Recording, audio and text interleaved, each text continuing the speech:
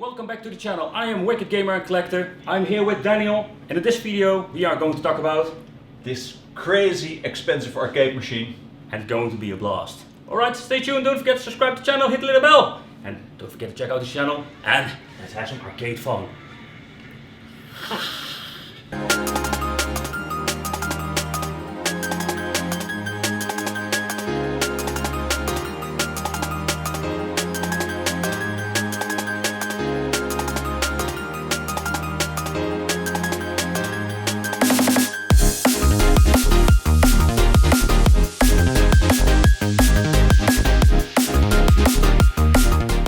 Hey guys, welcome back. So I'm here with Daniel. We are going to talk about the arcade cabinet, or his massive expensive arcade cabinet. So I was wondering, how did you make it, and how did you make it, and from what materials? Okay, well that's pretty easy. I mean, it's MDF. I designed the sketch 2 years ago. Last year I finished the cut design, and it's CNC milled, which is nice, of course, and out of MDF, high quality MDF. But the kit itself, did you create the kit yourself, or did you basically did everything, or is there some part that you bought? Yeah, everything is designed from scratch. So okay. Everything you see is custom. Alright, so that is pretty unique. So that makes this thing not only expensive, but also very unique. It is. It's the only one that I ever made that's this complex and complete. True, yeah. This art on the cabinet, what we can see over here, is completely made of scratch too. So that makes this cabinet completely unique. Not only the build, the way how you made it, but also the art itself. And I think that's pretty awesome. Of course, art is more like a personal taste. You like it or you don't. So we're going to start with the highlight of the arcade cabinet. Not the, let's say, the RGB stuff that is on the no, we're going to talk about the fridge. Everybody's going to talk about the fridge. So how came you up with this idea? Why the fridge? I mean, that's just cool. No, I mean a fridge with beer inside. I love it. And it's so funny that so many people are reacting on it. But there was somebody who said, you're missing an espresso machine. And he's absolutely right. And a massage. We got lots of reactions on this build. But I'll do it with the fridge. Yeah, but the fridge is pretty cool and it's a great idea. And if you're looking at opening it up, you can see you did it very nicely. How you made this. Let's say you put the fridge in the machine and make it like one big gigantic thing. It's not like. And it's LED. There's an LED light inside the fridge. I reversed it, so it's always on. So I can look at my beer all day.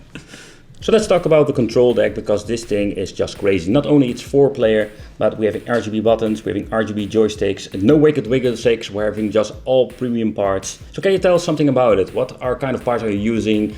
Spinners, joystick? Yeah. For sure. Okay, so there are a total of 41 buttons. There are a lot of buttons, and they're all RGB, which is a pain in the ass to wire. Tell you that you need 2 wires for a normal button. And these buttons requires six of them. So there are a lot of wiring. There are Ultimark parts. They are really nice, and they have the RGB bolt tops, and I love them. They are super expensive. That's the problem. You need to buy the joystick, and then you need to buy the RGB extension, which is another 60 euros or so. But it's just crazy, but it is really cool and colorful. They're nice and very colorful. So there is a spinner with a heavy weight, so the control weight made by Ultimark. U-Track, I mainly use Ultimark parts, and there are some Daihatsu buttons, because they make them in a 24mm just for the mouse buttons. Oh, okay, so there was no option for the other brand. Exactly. The menu buttons are also by Ultimark with the separate rings, only the rings lit up. No, so Daihatsu for the mouse buttons. But okay, so let's talk about the trackball, because a trackball is something you don't see with a Pandora's box. So what kind of trackball did you use? It's a wicked trackball with a lot of Christmas lights. Well, exactly that. It's also made by Ultimark. It's a wicked expensive trackball as well. And this is the Pearl version. And you can buy a small PCB with the LEDs together. You mount it, and then it lights up in every color you want. So which is nice. And it gives a very nice effect when you're playing the game. I'm not a golfer, but now I play a lot of golf games, and tee games. I think that's the ultimate experience. Having a trackball that works properly, better set works perfectly. That is the thing that you need to have. But to make this set complete, you also have a spinner, because there are games like Arkanoid, you need a spinner. And it is basically unplayable with a joystick. For sure. But tell me about something about the spinner, because this thing feels quite nice. Yeah, it's also sounds like an Ultimark commercial now, but I just use a lot of Ultimark stuff. If you're going to build an arcade cabinet, you will end up with Ultimark stuff somewhere or another. So it's spinner they make, and I chose very heavy contra weight. And this is the reason why it spins so nicely. It feels really heavy. Yeah, and it feels very nice, and it feels very long. And I suck at spinning games. It's really difficult. But it's really cool to play. Yeah, it feels just nice. I'm thinking about changing the position of the spinner to the left, where the favorite button is now, so I can insert they sell this steering wheel, the racing wheel, and you take the spinner cap off and you put the racing wheel on top, and then you can use racing games with the spinner. Well, last but not least, let's talk about a flight stick. And that is something a lot of people, I think, not familiar or not doing, because, for example, with Pandora's Box, we don't have this. Not at all. But the question is, why did you choose for it, and why this version? Well, for one, it's just cool. I think flight sticks are cool.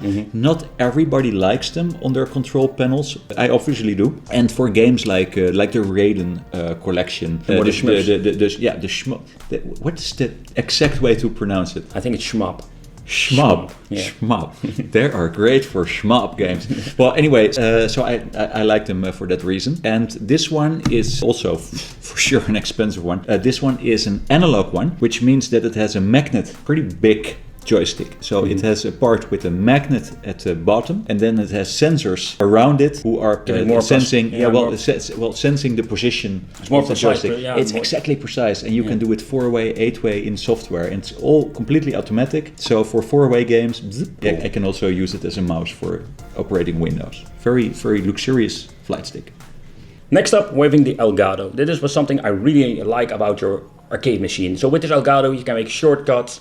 You can basically do everything with the Elgato. But what did you program with it? Okay, so I have several screens, and the first screen I use for the main programs. So to start up Hyperspin and to start up Rocket Launcher. I also use the main screen to operate the house. So I can do the lights here and turn on the television and whatever you want. And I use it for the restrictor plates.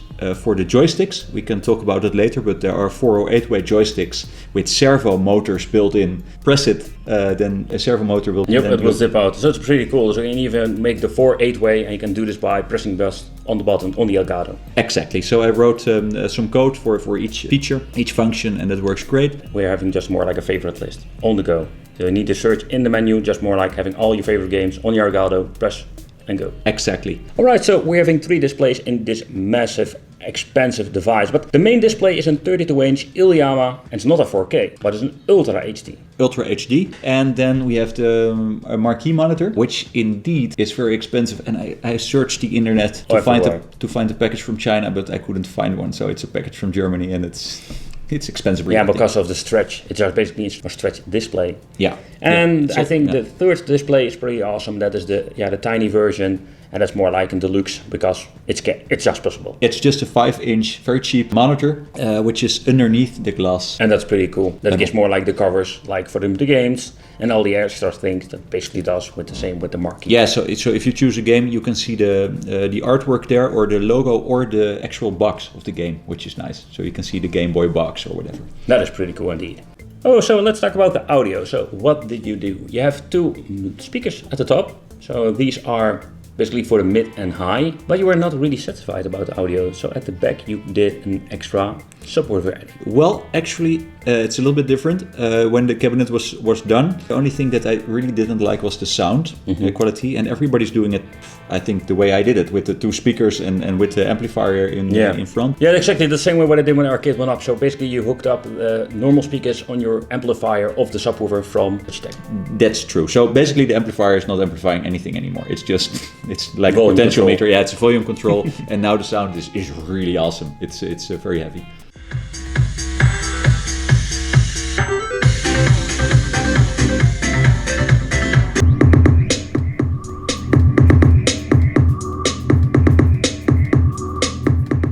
Okay, so inside this machine, you just need a monster gaming PC, simply because you have a lot of stuff going on, and we're having some new next generation games. So we're having here an AMD Ryzen, and we're having a GTX 1660 Super with 6 gigabytes of RAM, if I'm having it correctly. I think this is the specification, and if you're looking at what kind of games you can play, I think up for Mortal Kombat, the latest Mortal Kombat will not be a problem. AMD is a very powerful CPU, The GPU of the NVIDIA is when I say the latest, because we're having now the 3rd generation at the moment making this video, but it's just a great setup and more than enough for powering on 3 displays and of course playing the next generation of games. I installed GTA 5 and I can play it in Ultra HD. Ultra HD. So that's pretty nice. But the cooling is something that is very important in a machine like this. It includes for everything. When you're having a very high-end PC inside, it takes up a lot of room, but also has a lot of heat. And that is something you need to find a solution for. So you find a solution with the fans. True. So there are some fans obviously in the PC compartment,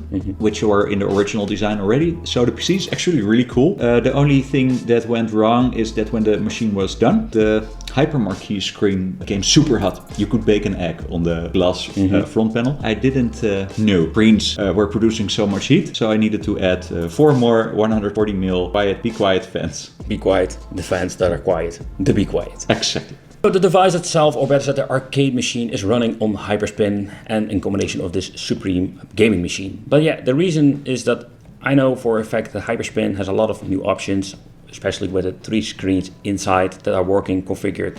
But the problem is the software and getting it to work.